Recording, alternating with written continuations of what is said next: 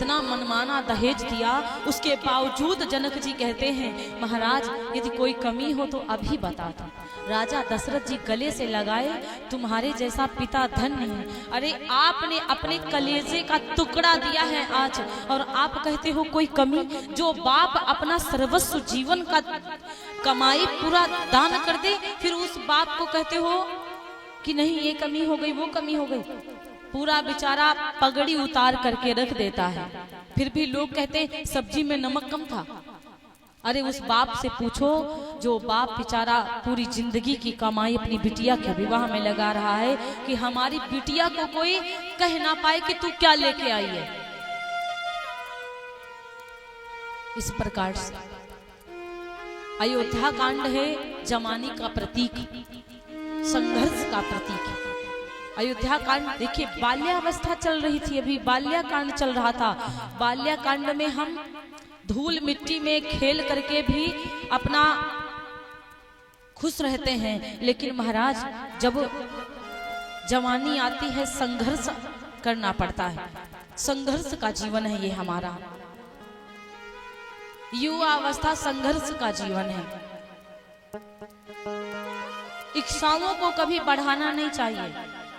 यदि हमारी इच्छाओं पर इच्छाएं बढ़ती गई, इच्छाओं पर इच्छाएं बढ़ती गई, इच्छाओं पर इच्छाएं बढ़ती गई, तो समझ लो कष्ट आने वाला है।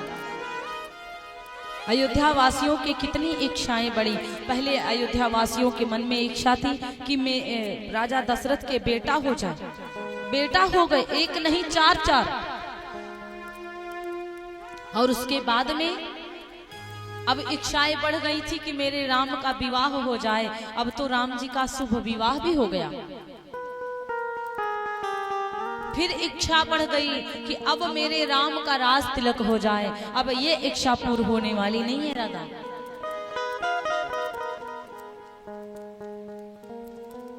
इच्छाओं को कम करना चाहिए, इच्छाओं को बढ़ाना नहीं चाहिए। एक बार की बात है, राजा दशरथ जी महाराज महलों के भीतर आए तो बिना खांसे अंदर चले गए। जब राजा दशरथ जी बिना खांसे अंदर गए तो कौशल्या मैया ने कहा महाराज अब तो बहुरियां आ गई हैं, अब तो खांसा करो, जाने तो कि पिताजी आ रहे हैं। दशरथ जी ने बड़ा सुंदर जवाब दिया, अरे रानी जब मैं आया था अपनी बेटियों को लेकर तभी बोला था कि मेरी बहुरियां नहीं है। अरे मेरी बहुरियां अभी इतनी इतनी सी हैं, इतनी इतनी सी छोटी छोटी मेरी बहुरियां। वो बहुरियां कहाँ थे, वो तो मेरी बेटियां हैं। उनको तो संभालना भी कुछ नहीं पता है। बाप मेरी तो नजर अच्छी है ना पिता की। घासने की आवश्यकता बेटियों के आगे बाप को नहीं पड़ती है। पर्दा इन आंखों का होना चाहिए, पर्दा घूंघट का नहीं होना चाहिए। पर्दा घूंघट से मतलब नहीं है, पर्दा आंखों का होना चाहिए। हमारी नजरिया कैसी है हमें वो देखना चाहिए। तो इस प्रकार महाराज अभी छोटी सी जानकी हैं, अपनी सासू के पास रहती हैं, और राम लक्ष्मण शत्रुघ्न भरत पिताजी के पास लेटते हैं। और जानकी माता अपने लगभग 11 वर्ष व्यतीत हुए अयोध्या में आनंद करते करते। धीरे धीरे समय व्यतीत ही हुआ। एक बार की बात है, राजा दशरथ जी अपने समाज में बैठे थे, महल अपने आसन गद्दी पर बैठे थे। बहुत सारे राजा लोग भी बैठे थे, बहुत सारी गांव वाले भी बैठे थे, बहुत सारे लोग वहां आते रहते थे। कोई भी आज कौन सी बात होने वाली है, आज क्या लागू किया जा रहा है, आज कौन सा काम होने वाला है, आज कहाँ पर दान बंटने वाला है, आज किनको भोजन करवाना है, ये सारी बातें रोज हुआ करती थी कि किनके घर को अनाज पहुंचाना है, किनके घर को दालें पहुंचानी है, किनके घर को क्या पहुंचाना है, किनकी बेटी का शादी है, विवाह है, उनकी बेटी के विवाह में हमें जाना है, वहां की पूरी व्यवस्था करवानी है। सब होता था वहां पे। जैसे कि गांव का एक प्रधान होता है तो प्रधान को सब देखना पड़ता है ना कि गांव में क्या हो रहा है क्या नहीं हो रहा है। गांव में कोई खा रहा है कि नहीं, आजकल के प्रधान जी हैं तो बढ़िया अपना ही खा रहे हैं, मस्ती कर रहे हैं, पड़ोसी भले ही मरा जाए कोई दिक्कत नहीं है। पार्टी बंदी हो जाती है, पता है? अरे गांव में वोट के लिए पार्टी बंदी हो जाती, कहीं कहीं हम लोग कथा करने जाते तो वहां कमेटी में पार्टी बंदी हो जाती। दादा बड़ी आफत हो जाती है। ये देख देख करके पंडित जी बड़े परेशान रहते कि पंडित जी सोचते पब्लिक नहीं आ रही, उधर से पता चला कमेटी पार्टी बंदी चल रही है।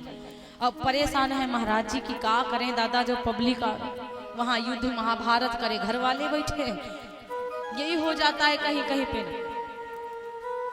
तो महाराज अब कहा जाता है राजा दशरथ जी बैठे हुए हैं, एक समय सब सहित समाजा, एक समय सब सहित समाज, एक समय सब सहित समाज, एक समय सब सहित समाजा, एक समय सब सहित समाज, राजसभा रघुराज विराजा, राजसभा रघुराज विराजा, राजसभा रघुराज विराजा।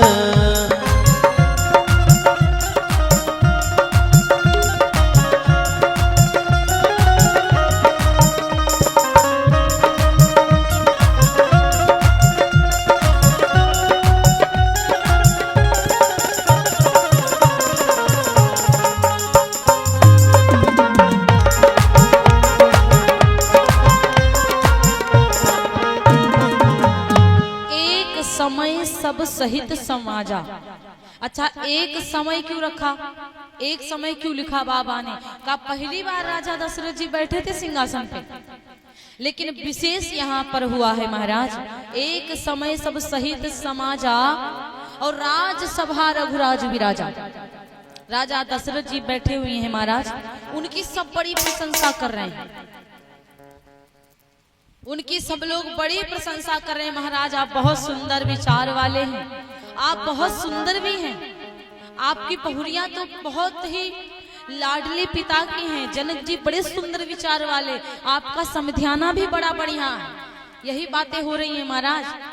और महाराज जी आपको सच सच बताऊं तो आपके बेटे जो राम जी हैं उनको देख करके तो हमारे हृदय को बड़ी शांति प्रदान होती है।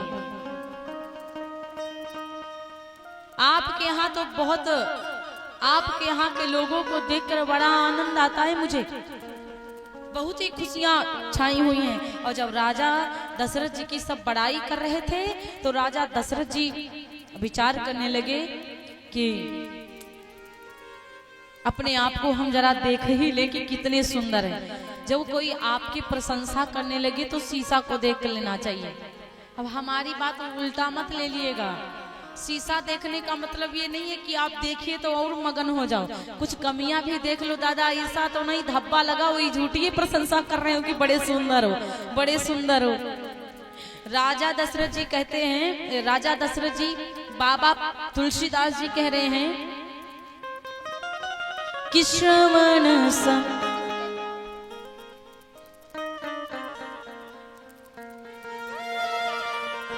कि श्रवण समीपा भय ऋषिकेशा, श्रवण समीपा भय ऋषिकेशा, मनहु जरठपनो असवोपदेशा, मनहु जरठपन असवोपदेशा,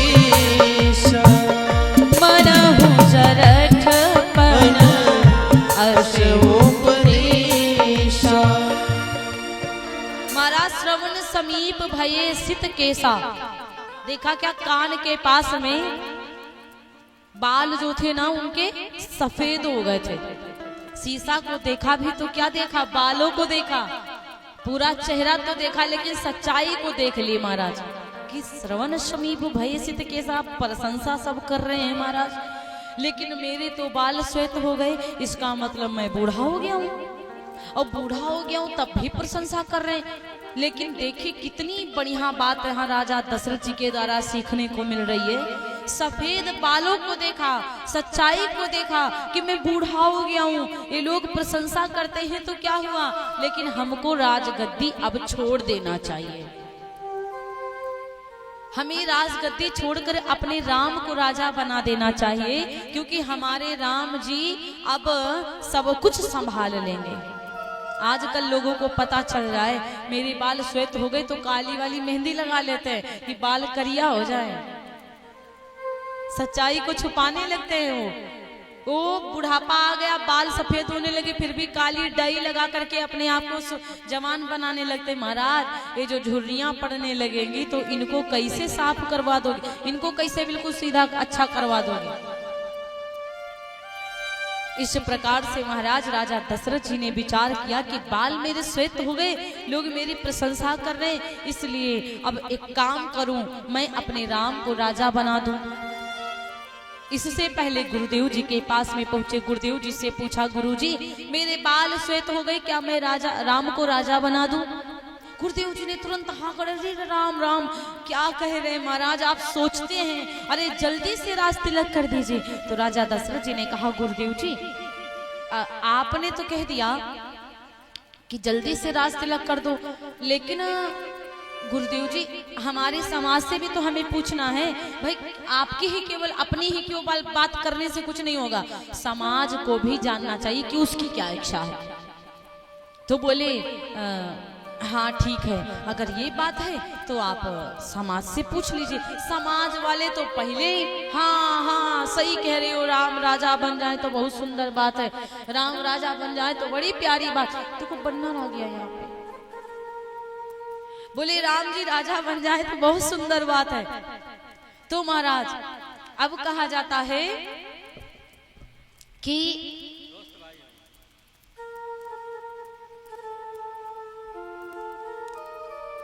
राम जी जब पूरा समाज से हाँ हो गया कि चलो हाँ ठीक है अब हो जाए राम जी का रास्ता, तो गुरुदेव जी से कहने लगे, गुरु जी मुहूर्त तो देखो कि राम जी को राजा कब बनाए, मुहूर्त देखिए।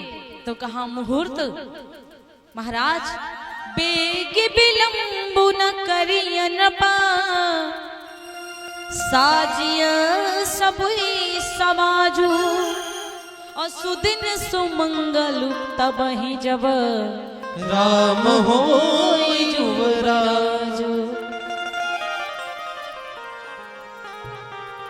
कहने लगे सुदिन सुमंगल तब ही जब राम हो ही युवराज।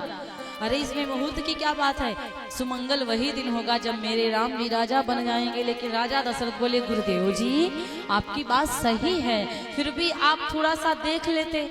गुरुदेव जी ने कहा, देखने की बात कर रहे हो, एक तो कल ही का मिल रहा है मुहूर्त और एक 14 वर्ष के बाद का मिल रहा है मुहूर्त। तो दशरथ जी कहने लगे, गुरुदेव जी अब बुढ़ापा आ जाया है और 14 साल में तो हम बिल्कुल और बूढ़े हो जाएंगे, इससे अच्छा है कल ही हम राम का राज तिलक करवा दे।